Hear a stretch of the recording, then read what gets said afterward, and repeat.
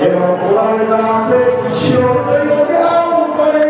আমি বলি নাকি আল্লাহ বলে শোনো কুল্লু সাতাতাল্লাহিনা হুয়া আল-কিয়ামা, কিয়ামতের দিন বলে হাফেজে কোরআনের মা বাবাকে আল্লাহ নূরের মুখ পড়ায়া দিবে।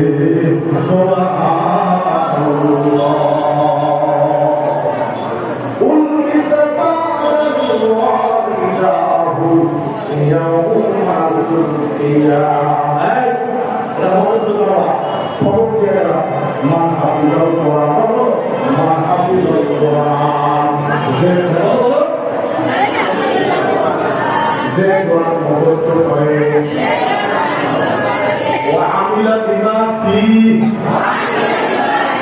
এবং কোরআনের যা আছে সে অনুযায়ী আমল করে।